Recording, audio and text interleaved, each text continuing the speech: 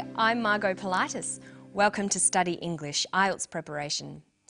Today we have an environmental theme on Study English, but it's an environmental story with a difference. We find out about a new toilet system that has been developed to save the local environment in a Tasmanian park.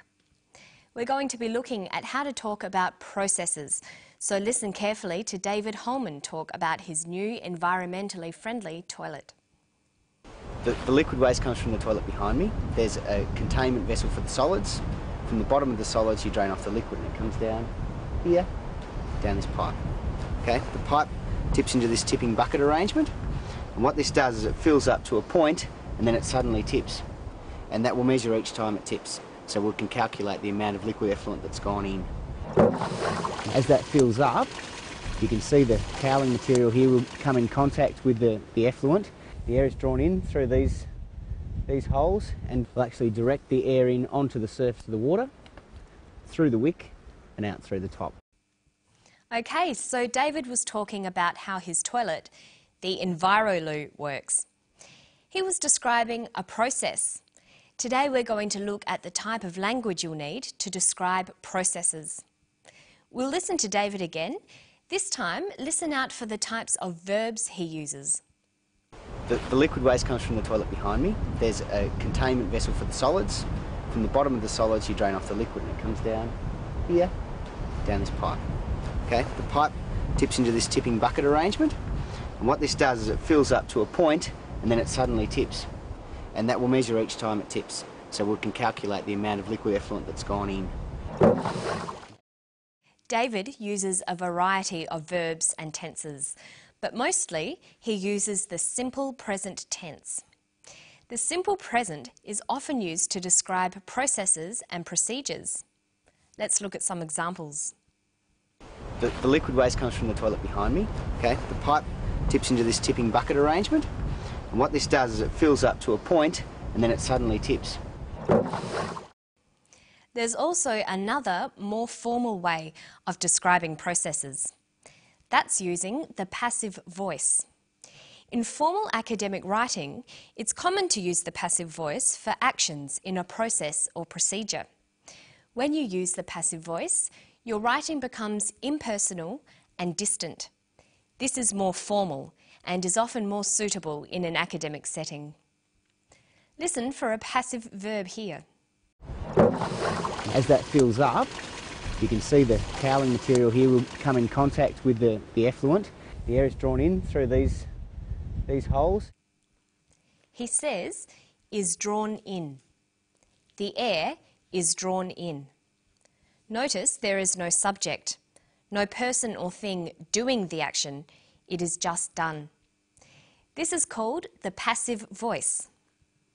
This highlights the process or action rather than the person or thing doing the action.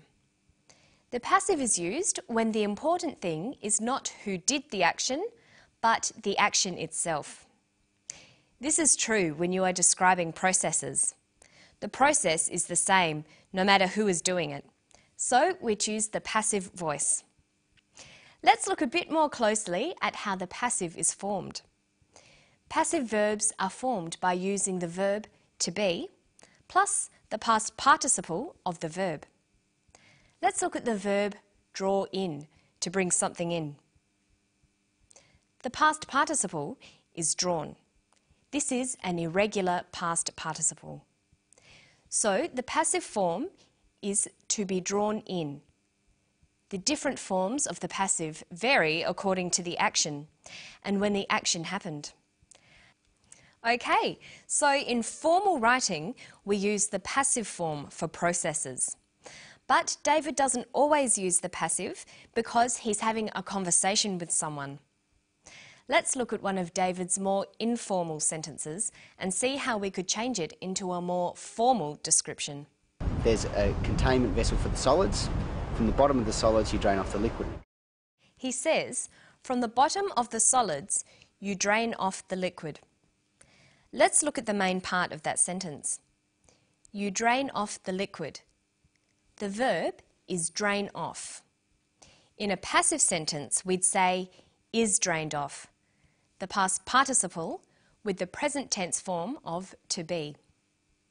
To form the passive, we also need to change the sentence around. Most English sentences use the active form. That's subject, verb, object. But in the passive, sentences begin with the object of the verb. Object, verb, subject. In this sentence, we know that drain off is the verb, you is the subject, and the liquid is the object. So, to form a passive sentence, we'll need to turn the sentence around into object, verb, subject. Notice that we add the word by. The liquid is drained off by you. But in a process, we don't need to include the agent of the verb, so it usually gets left out. Our new, more formal sentence reads, the liquid is drained off. So let's go back to that full sentence. From the bottom of the solids, you drain off the liquid.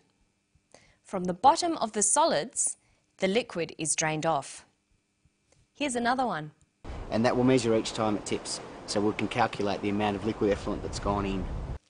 We can calculate the amount of liquid. The subject is we. This will be dropped in our passive sentence. The object is the amount of liquid. The verb is can calculate. Calculate has the past participle calculated. When there are auxiliary verbs like can, we use the infinitive form of the verb to be. So the full verb phrase can calculate becomes can be calculated. Remember that a passive sentence starts with the object, then the verb. So we can calculate the amount of liquid becomes the amount of liquid can be calculated. Okay, let's finish today by testing you on the passive. Listen to the steps in a simple process. This is how you make a cup of coffee. It's in a conversational style. You fill the kettle with water. You turn on the kettle. You boil the kettle. You pour the hot water into a mug. You add some sugar. Then you can drink it. Okay, let's start at the beginning. You fill the kettle with water. What's the verb? Fill. The subject? You. The object? The kettle. The passive verb is filled. The new sentence is, the kettle is filled with water. See if you can do the next one. You turn on the kettle. The verb is turn on. The subject is you. The object is the kettle. The kettle is turned on. You boil the water. The water is boiled. You pour the hot water into a mug. The hot water is poured into a mug. You add some sugar. Some sugar is added. Then you can drink it. Then it can be drunk. But we'd usually say, then it's ready to be drunk. So let's go through that again. The kettle is filled with water. The kettle is turned on. The water is boiled. The hot water is poured into a mug. Some sugar is added. Then it's ready to be drunk. And I think I'll go and make a cup of coffee right now. Don't forget to practice these active and passive sentences. And I'll see you next time for Study English. Bye.